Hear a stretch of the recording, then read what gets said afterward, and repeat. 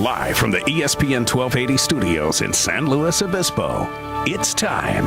It is Living the Run. We're not just chewing the fat, we're getting rid of it. We are your home for everything health and fitness.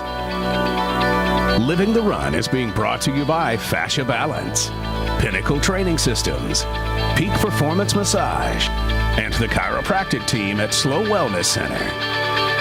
Here are your hosts for Living the Run, Rex Stevens and Paul Terek. It is time. It is time. Thank you for joining us, San Luis, to Living the Run, where we talk everything health and fitness. I'm your host, Rex Stevens, alongside the Olympian, and must be a proud moment for you. You saw a world record there in Eugene, decathlete Paul Terek.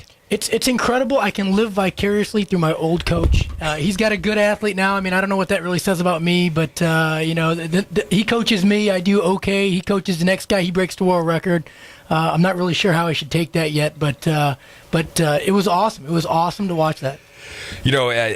Maybe he started with you, made some mistakes, learned a few things with you, and took it to the next level, and now he's got a world record holder. While I would agree, I don't think it was necessarily him making the mistakes. I think that Ashton is a... You had a few, too. Ashton is we've heard of some of my blows. But, yeah, Ashton is a specimen, and that guy is incredible. I don't think there's ever been obviously there's never been an athlete of his caliber, but to win the 100 in world record, decathlon world record time, and then win the 1500 at the trials, it hasn't been since Bruce Jenner that a U.S. decathlete has been at that level overall, but has also been a great 1500 runner. It's kind of like this thing we're known for is, well, they're pretty good athletes, but when it comes to running the 15, they're going to jog it. And I'm just glad that Ashton had a chance to break the record and did. He ran out. He didn't just, a lot of people will just go, yeah, you know what, I don't want to risk anything. I just want to make the team. And Ashton put it on the line and ran a huge PR in the 1500. Yeah, 4:15. I mean, that's 4:14, I think, actually. Just getting that out there. 4:14, actually. I mean, that's a flying time. At 6 points a second, 4:14. His score. He broke the record by 23 points, I think. And at 6 points a second, 2.5 seconds. Incredible stuff. This show just continues to get better and better. Talk about people living the run at a high level. We keep talking to these great athletes around the world, but right here in your town, San Luis Obispo, who are doing some amazing things. We're going to have a few callers coming in. We're going to have kind of an Olympic overview here, Paul, where we talk to folks from Eugene, Oregon in the track and field. We're going to go out to Omaha, Nebraska for the swimming. We'll go out to San Jose for the gymnastics, and we're really going to kind of get a view of what's happening out there on the athletic scene right now. To be honest, I've always been a little bit jealous of Randolph and the handsome man that he is, but I am insanely more jealous because he got to compete right there with him while he's doing it, and he got to see it on the track. All I can do is watch it in replays and read about it online, but Rando got to see it. So again, I'm a little jealous. Chris Randolph is a good-looking guy. People love it. When he worked in my office at Slow Wellness Center, it was hard to keep people out there, or hard to keep them focused, wasn't it? The people just wanted to stay in the waiting room. They didn't want to come in and get their adjustment. Rando was out there in the waiting room, and he was the eye candy. I'm sorry, Miss Johnson. I didn't realize you had an appointment today. Oh, well, I don't. I just came to see Chris. Yes. Hey, we had Chris Randolph in studio. He just participated Olympic trials. He was there competing with Ashton Eaton at a world record. Chris, thanks for joining us. Yeah, of course. Thanks for having me. Hey, I came in on a perfect time. I mean, you guys are just talking me up. That's great. Yeah, I mean, the modeling career, Rando, we know is there for you. What Paul doesn't understand, and we were talking about before the show started, is that he was saying that it was premier conditions out there. He thought the scores should have been higher. Talk to us about those conditions, Rando. Yeah, well, it was the worst decathlon that I've competed in weather-wise, for sure. The first day, it was rain off and on, but while we were out there doing our stuff, the 100 meters, the long jump, the shot put, it was pouring, basically sheets of rain. And usually in the Northwest, I trained up there. It doesn't really rain like that. It rains, it kind of mists. And so it was pretty unusual, I would say. And, we we had crosswinds. They didn't even have tents out there for the athletes for maybe the first couple hours that we were competing. We were just sitting in the rain without anything to cover us. So we weren't allowed umbrellas either. It was crazy. Just to clarify, I need to clarify this. In the history of the world, no one has done better in a decathlon than Ashton Eaton. So what you're saying is that in the history of the world, the greatest performance ever happened, and you're telling me it was bad weather. It sounds like a poor craftsman blames his tools here. Well, the crazy part, he had a world record, and it was horrible weather. He did it in horrible conditions. Now, there's something to be said about it at his home track, with his home crowd and all that kind of stuff, and he was able to rise above, what was going on with the weather. But, to be honest, he didn't have the best meet of his life. He did have a couple of world records, of course, in the 100 and the long jump, but he's been close to those world records for a year now. He's been milliseconds off or a few inches off, and so it wasn't that big of a deal that he broke those. But he had great events and he had some not good events, and he still broke the record. It was insane to watch. Hey, Rando, talk to us a little bit about perseverance. We talk about that a lot on Living the Run. We talk about those things that sometimes bring us down. We're going to have a guest on here that ran 100 miles of Western States. Again, perseverance is going to be a big topic there. But talk to us about perseverance for you. Weather's tough. It was your second Olympic trials. What do you take home from it? How much fun did you have? What was it? It's always great to be there in Eugene, Oregon, I know. Tell us a little bit about your experience.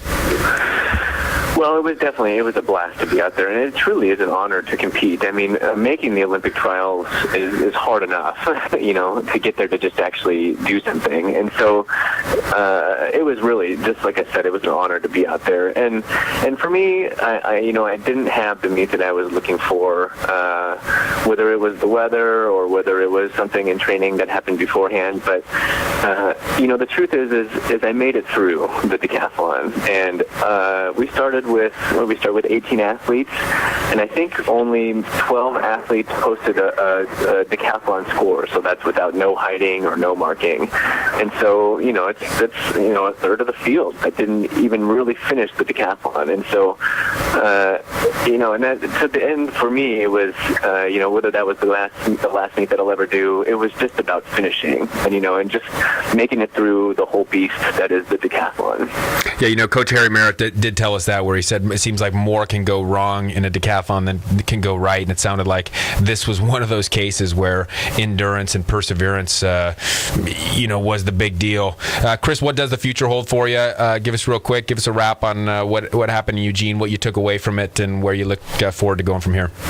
Well, I think for now I need a few weeks off to figure out what I want to do. Don't blame you. The hard part for me is, I still feel like I personally have points on the table that I'd like to get out there and grab. And so it'll be hard to walk away, but I think for now it's just a little bit of off time, and then maybe regroup in about a month or so and just kind of see where we're at. I qualified for a U.S.-Germany dual meet to compete internationally, but we're just going to kind of have to see.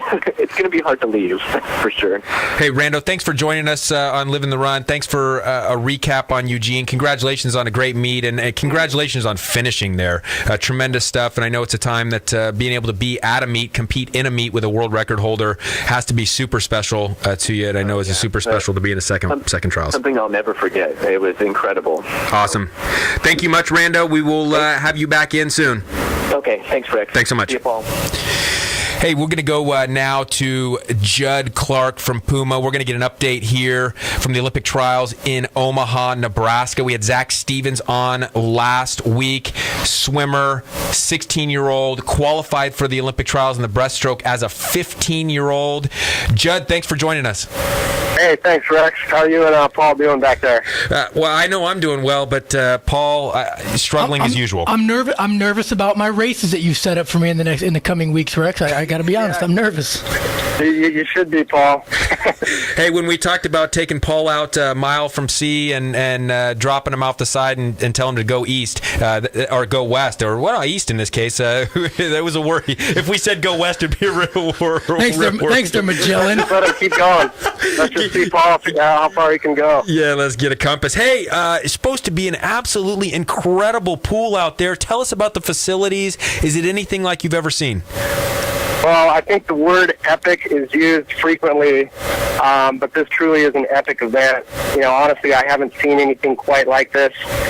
The Quest CenturyLink Center here in Omaha, they've transformed. You go into the stadium and you'd expect to see like a basketball game or a hockey game, and it's this beautiful 50-meter pool, and it's just first class. And tonight there was I think you'll see it at 8 o'clock back at Pacific time. Four finals tonight where Olympians were named, and the crowd is amazing, and it's an emotional experience as a swimmer and a swim coach to see some of these kids make the Olympic team. And Zach swam his 100 breaststroke on Monday. He lowered his time. He moved up 20 spots from where he's seated. And we kind of looked through the past history of Olympic trials since they've been keeping record of what 18 and under swimmers have done. And his specifically 100 breaststroke, and he's in the top 11, top 12 all time for Olympic trials. So he's amazing as far as what he's been able to do. Last week, Paul, after the show, had talked to Zach and said, the guy next to you might look like they have it all together, but they're like the duck on the pond. At the top, it looks all smooth, and down below, the legs are churning. And let me tell you, for a 16-year-old, watching Zach on deck, getting ready for that 100 breaststrokes, he was calm and collected and extremely poised. And so for him to get a lifetime best and get this experience early on, he keeps working hard. He keeps the fire within and keeps that good positive support from his family, our coaching staff like Rich Furman. I really think 4 years' time he could be number 1 or number 2 in the nation representing the U.S. All right, now what did he take away? Like you said, he had a great performance. A lot of people can stop with that, but we knew him and we talked to him about goals, so he obviously hasn't just accepted it and walked away. What is he looking at his race, and what does he take away, and what's he changing for the future? I think the biggest thing is, essentially being on the biggest stage outside of the Olympics. The Olympic trials is the fastest swim meet of the year. Actually, the top 30 times will be faster than the top 30 times in London. So I think he is kind of settled his nerves. He realizes he belongs on the big stage, and he's getting ready for his 200 breaststroke tomorrow. So he'll be doing prelims and 200 breaststroke tomorrow, and I think his goal there is he wants to obviously drop his time that he did last August. So he's pretty happy. But like I talked about last week, he kind of that stubborn persistence. He just wants more. So he's in a good place, and I'm really proud of him for what he's been able to accomplish mentally and how he's approached being here so far. Hey, we're talking to Jud Clark from Puma Aquatics, Zach Stevens' coach. He's in Omaha, Nebraska now. We're doing Olympic overview. Last thing, Jud, what do you tell Zach before tomorrow's race? It's absolutely stunning when I read that he jumped up 20 spots. He's obviously did an incredible job of keeping the anxiety down, put together a top performance. What do you guys talk about before he goes out tomorrow for that second swim? I mean, we approach it, Coach Furman and myself, we approach it with Zach like this is what have we prepared for? We're looking for a specific stroke rate, not getting too fast and spinning his wheels the first 50, but getting the right stroke rate and finishing his stroke and getting that power out of his legs and not getting ahead of himself, doing his race and not getting too excited, especially because it's a 200 breaststroke. And that's definitely a race that the coaching staff feels like in the future could really be possibly his best race. So he's only got one way to go with this, and that's up for sure. Tell Zach all the folks in Slow County, all the folks here listening to Live and Run are pulling for him. We will watch him tomorrow. Tuning in. Thanks, Jud, for joining us, and look forward to another update here in the future. All right, Rex. Have fun. Paul, thanks so much. Hey, that was Olympic overview there in Omaha, Nebraska. Our third overview here now. We will be going to San Jose this weekend. Mimi McKellar, Central Coast Gymnastics owner. She'll be presenting there, is now on the line. Mimi, thanks for joining us. You bet. Thanks, Rex.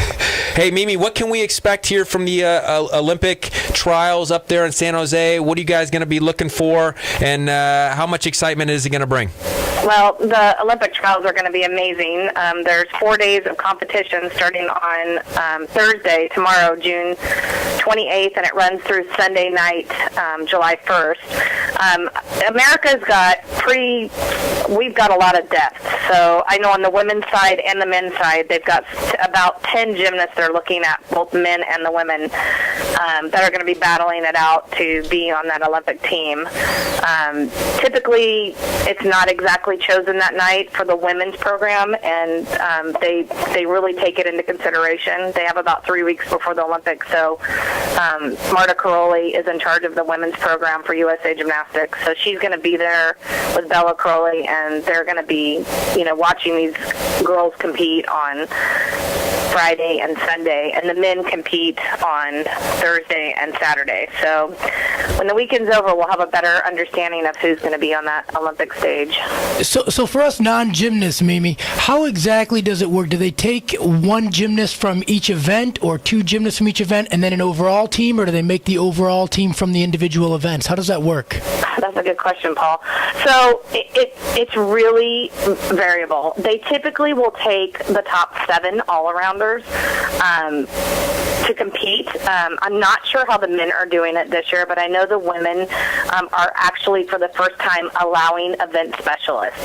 So I know for sure after the Olympic trials, the word is they're only going to be announcing 1 or 2 gymnasts for sure who are making the team, which I would imagine is going to be Nastia Lukin and Jordan Weiber, but that could change. Hey, Mimi, talk about how, when we talk about your business, Central Coast Gymnastics, this is clearly the place to take your kids if you're interested in getting them involved in gymnastics. Talk about something special that's about to happen at your gym next week. Oh, thanks, Rex. Yeah, we are the proud new owners of the floor exercise that's going to be used at the Olympic trials. So I battled it out with about 10 other gyms to get this piece of equipment. We've actually been fundraising for several months.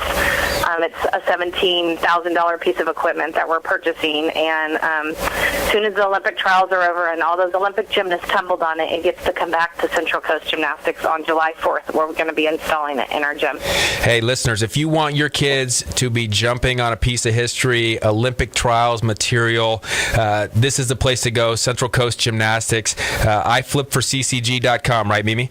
Yep, and I just got good news today. We're also getting the women's bars, so we're getting a second piece of equipment, so very exciting. Awesome stuff. Mimi, have a great time up there. We look forward to catching back up to you once the Olympics happen, getting an update from you on all that's going on. Thanks so much for an awesome business you have, and thanks for joining us here on Living the Run.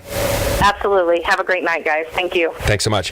Hey, awesome Olympic overview. We will come back next with Thomas Reiss. This guy just ran 100 miles at Western States in 20 hours, 18,000 feet of climbing, 22,000 feet of descent. You don't want to miss this. Next.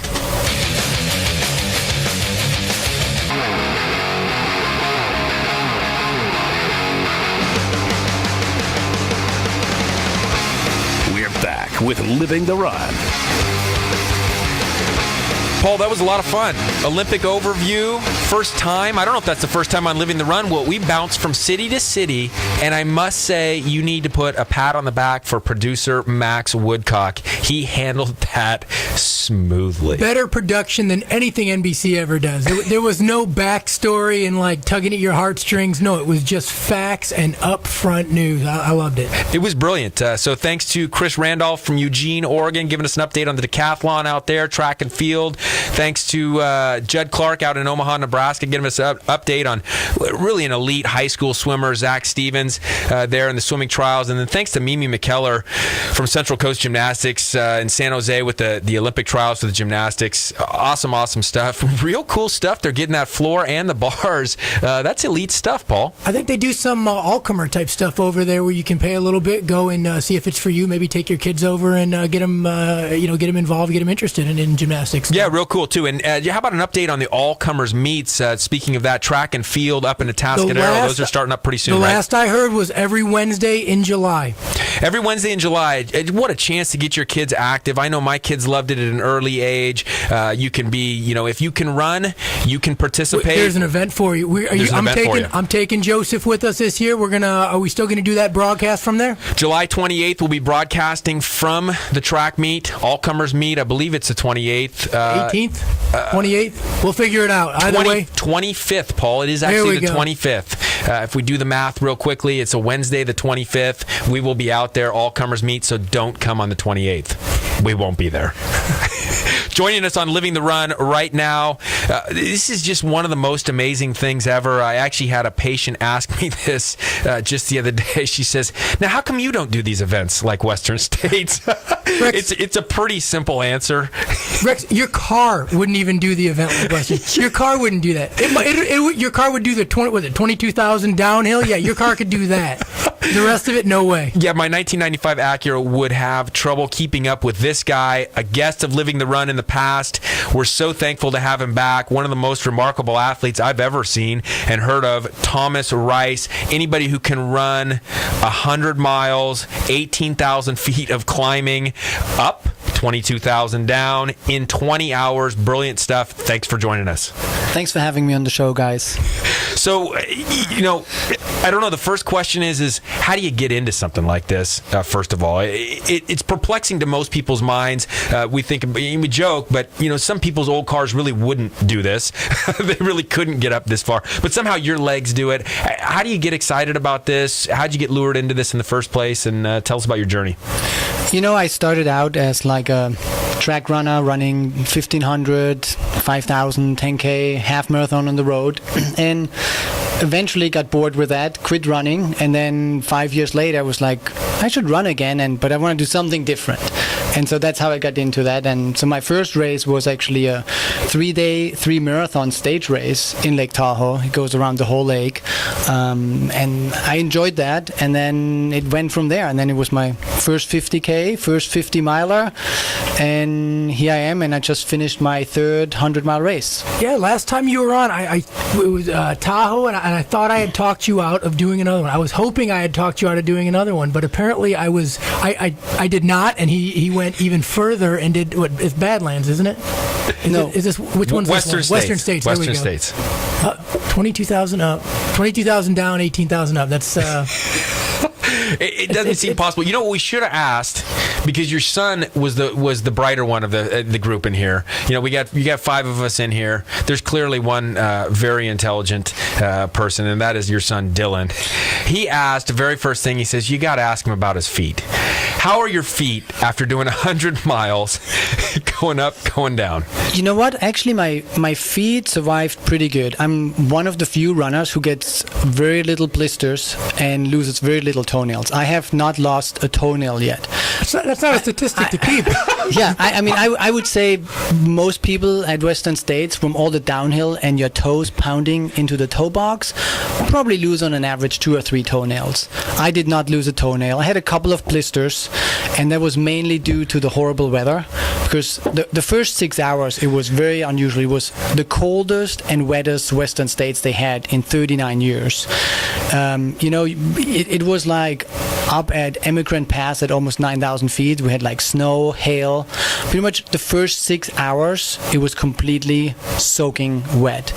And that's where I got my blisters, because I'm actually pretty lucky with blisters, but that also gave a lot of shaving on my feet, so... But most people are way worse than my feet. Were you at least able to change your shoes at any point? Did you have something that you could get into that was better later on? You know what? You're allowed to, but I didn't change my shoes. So I said, my crew asked me at mile 62, I had my crew there, and they're like, "Do you want to change shoes?" And I'm like, If I take my shoes off, I'm done. I'm not taking my shoes off. Friend of Living the Run, Dean Karnazes, another ultramarathon guy, had said that the first 50 miles are physical, the second 50 miles are mental. Agree? Disagree? Absolutely, yeah. Like I know plenty of people that I think I'm a better runner than they are, and they kill me in a 100-miler just because they're mentally stronger, and vice versa. It's really, after 50 mile, it hurts, and it hurts everyone the same. And there's just some people who can push through it better than others. It's probably really similar to in the decathlon in the 1500. I would assume the last event, it hurts everyone, but some probably can push through it better than others. Or how about this, Paul? Talk about pole vault there. Right? When we start to talk about bad weather, and it seems to be a theme on this show, we're talking to ultramarathoner Thomas Reiss, just finished Western States in a remarkable 20 hours here on Living the Run, ESPN 1280 The Ticket. Paul, talk about weather when it comes to crosswinds and rain with regards to the pole vault. Is that where it gets more mental? That's where it gets a lot more mental, but I really want to get this out there in the beginning is to say that I am in no way comparing a decathlon or pole vault 100 miler. There's a lot of respect that goes to somebody that's going to be able to toe the line and 100 miles. It's baffling to me. I mean, I joke around like I could jog home from here, but in reality, no way, I wouldn't do it. But yeah, when you talk about the pole vault, the vault is all conditions. If all conditions are perfect, there's no wind and everything's great and the weather's good. You're probably like 60% chance of doing well and 40% chance of screwing up. Just because as a decathlete, there's so many intricacies involved. It's not just a simple run. It's not a run and a jump. It's a run, a jump, a sweep. You got to make sure everything's timed up. And when everything gets timed up, then you got to make sure the bar is directly under where your max hip height is. So there's a lot of things that have to add up. When you add the vault into it, especially like at the trials, I talked to Harry. Ashton's PR vault was into a headwind. You got the wind blowing the pole up. You're trying to drop it, and the wind's blowing it back up over your head, or it's blowing it off to the left or right, and you're trying to put it in this little box on the ground. It is more of a mental thing. You see a lot of guys get out there and they start to worry so much about where the pole's at or what the wind's doing that they forget about all the little things. Thomas, tell us a little bit about when the weather started to get better, more in your favor. How does that affect you mentally? And at what point did it seem to get better where you said, hey, this is good stuff. I'm going to have a little bit of ease for a while? Well, usually what Western States is famous for is like at about mile 40 when you hit the canyons, going up and down really steep canyons. You hit usually about 100-degree weather, like 100, 105 is not unusual there. So that was obviously very pleasant that it was only 75 or 80 at that point, But I think, there was obviously 3 course records broken. A lot of people did very well. So I think Ellie Greenwood, the women's winner and who broke a remarkable old-standing course record from Andresen, she said the weather, it wasn't good weather, but it was fast weather. Because I think even what the cold weather in the beginning sucked out of people, they gained way more from it being cooler in the canyons. A lot of people. There were others too who got just too cold and had to drop out and those kind of things as well. So from the start, though, you said what was the initial altitude at start? 9,000? Is that what it said? It starts in Squaw Valley. What's the altitude in Squaw Valley? I think it's 6,200. 6,200 in Squaw Valley. And in the first 3.5 miles, it goes 2,500 feet uphill. Okay. It's so to give you an idea, Cuesta Crate, if you go up Stagecoach Road on the side, that's about 2 miles, 2.5 miles, and it has about 900 feet. So it's really steep. It pretty much goes up a service road below the ski lifts that they use to service the lifts.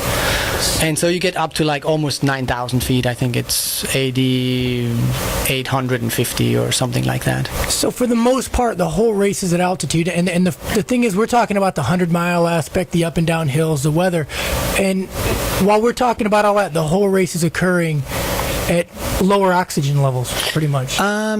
This one, compared to Tahoe that I did last year, Tahoe, everything's between 7 and 9,000 feet. This race actually is after about 50 miles, you get down to like 5,000, 4,000, and then it finishes in Auburn, which I think Auburn's 2,000 feet or something like that. So. Hey, we're talking to Thomas Reiss. We're going to come back in just a minute. We want to hear a little bit more about how you prepare for some of this. Clearly, we don't have that kind of elevation around here. How do you prepare for the different weather types of things, where people are along the way when you talk about your team? We want to know a little bit more about your team as well, and what we have in the future for you, and where we can continue to look for just absolutely mind-boggling statistics and events like you put forward there. So more from Thomas Reiss on Living the Run.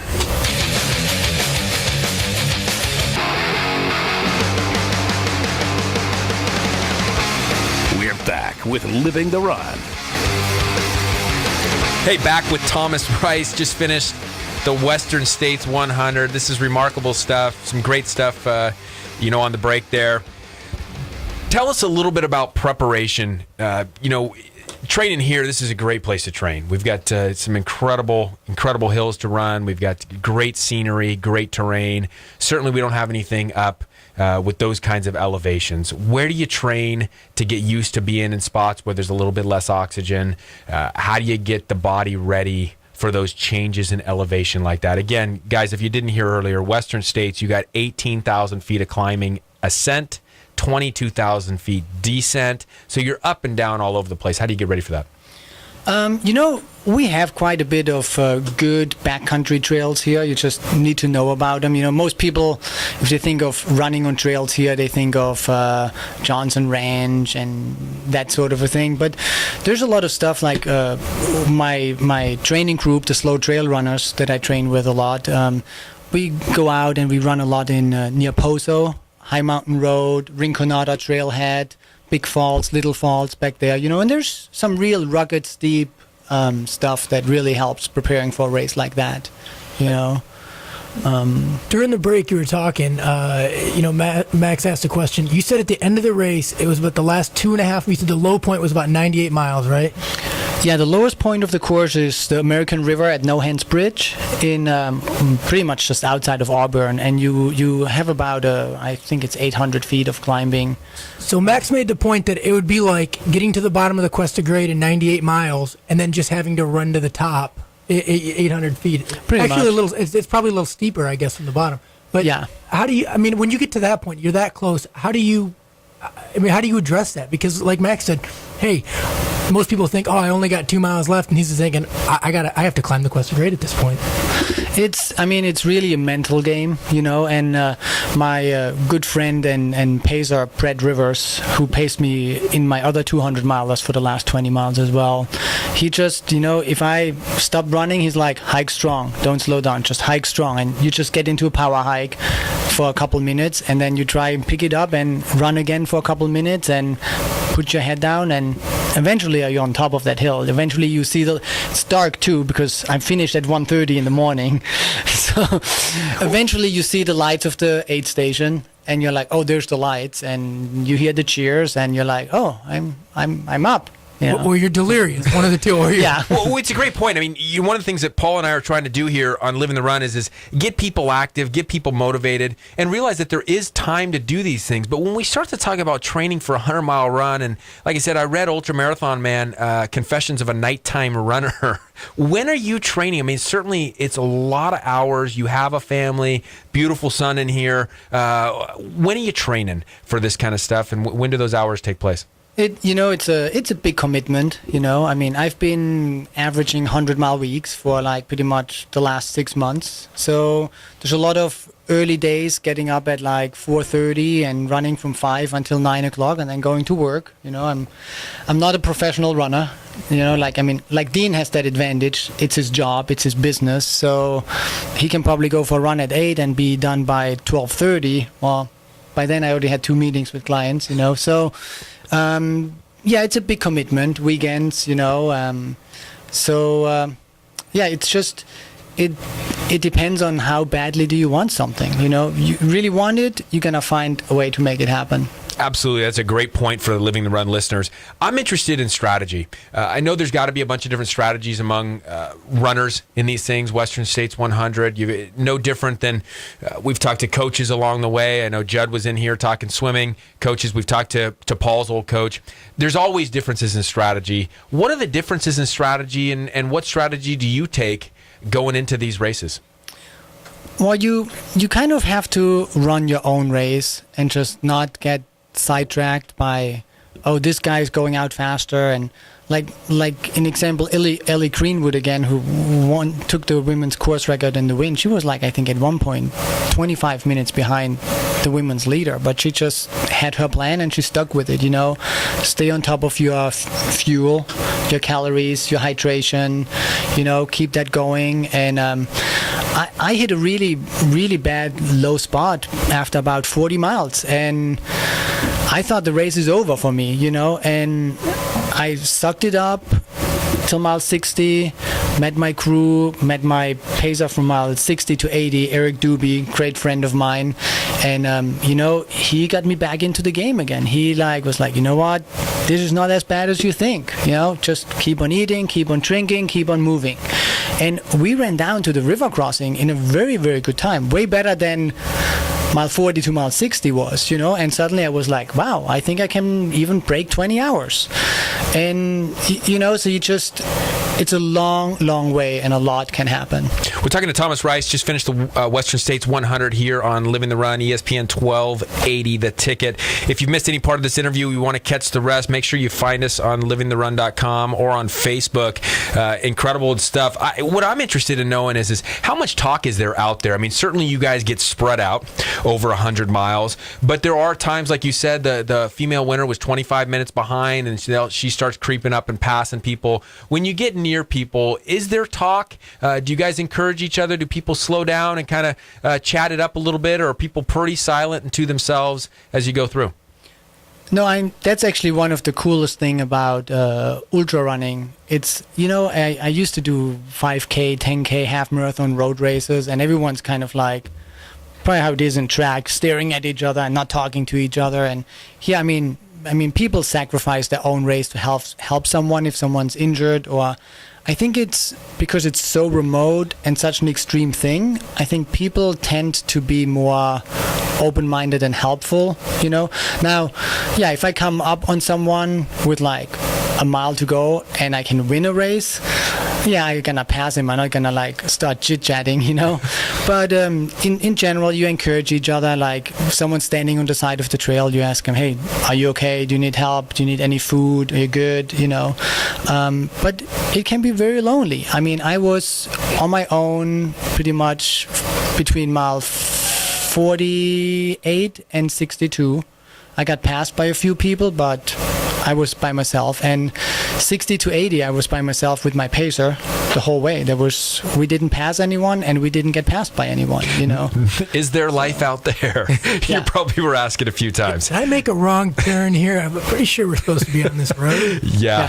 Hey, what can we expect from you in the future? I know you said that during the break that you wanted to go under 20 hours. You just barely missed that, but nobody here is going to hold you to that. I mean, that's just brilliant stuff to get under that 24-hour mark. I know that's a pretty big benchmark. Oh, yeah, absolutely. I mean, here, look. He's still got the belt buckle. We're going to take a picture of it. We'll put it online. It's incredible stuff what you did. What do we expect from you in the future? What can we look for as Living the Run listeners from Thomas Reiss?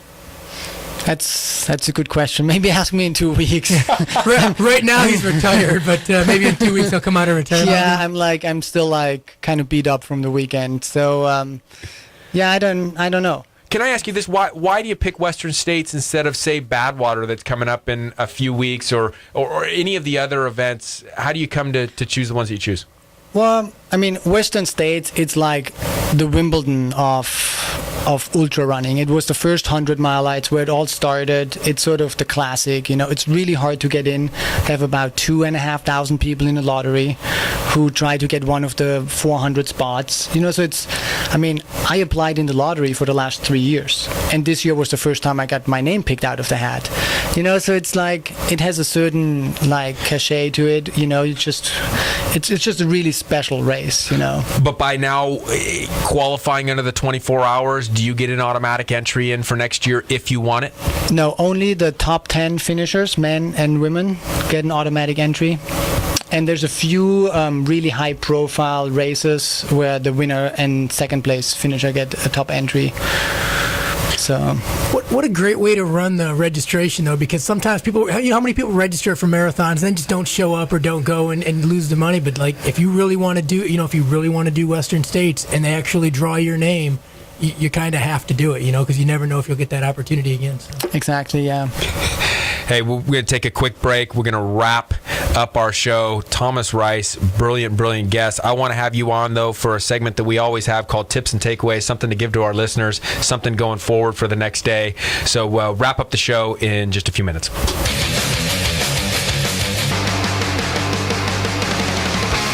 We're back with Living the Run.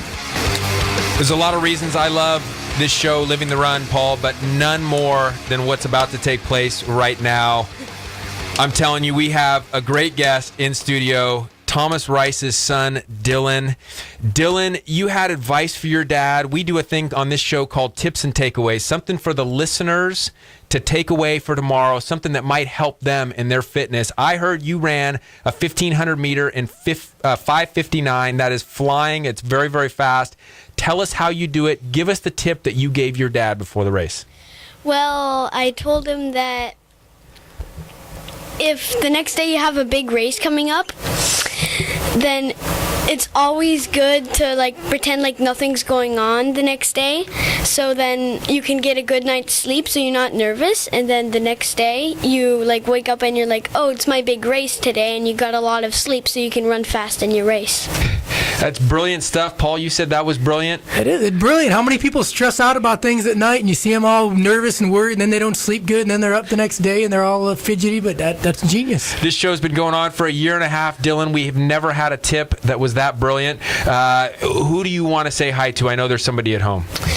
Yeah, I wanted to say hi to my little brother Luke. Hey, little brother Luke, next time you will come in studio too. We'll get you on the radio. Your brother's a star here on ESPN 1280. That was Dylan Reiss, Thomas Reiss. Tremendous stuff. We wanted to say thank you so much for coming in studio. Thanks for living the run with us. Dave Whitaker from Left Coast T-Shirts just came by. Paul, we got hot off the press, Living the Run T-shirts. Awesome stuff. We also wanted to give you $20 to our favorite Jaffa Cafe. Take Dylan with you. Get a great gyro, little baklava, something there. We love the guys at Jaffa Cafe. Thanks so much for coming in. Yeah, thanks for having me, guys. This was awesome. Incredible stuff. Great guests today, Paul. Again, we went from Olympic venue to Olympic venue. Eugene, Oregon. Chris Randolph, thanks so much for coming in or for calling in. We had Mimi McKellar, Central Coast Gymnastics, give us an update on what's going to be happening this weekend in San Jose, as well as Jud Clark out there in Omaha, Nebraska, following Zach Stevens, local AG kid, unbelievable qualifier at 15 years old, and really a cool thing to have jumped up 20 spots and improved his time there. Yeah, that was, for a young guy like that to go and do as well as he did, just shows you what kind of athlete he's going to be. It's great stuff. Next week, guys, 4th of July, have a safe time. We're going to run a replay of one of our favorite shows. We had all kinds of callers calling in and emails on a show with Brandon Brock, functional neurologist, talking concussions. AJ Taves, a scout from the Washington Capitals, doing the same. Any last tips, Paul?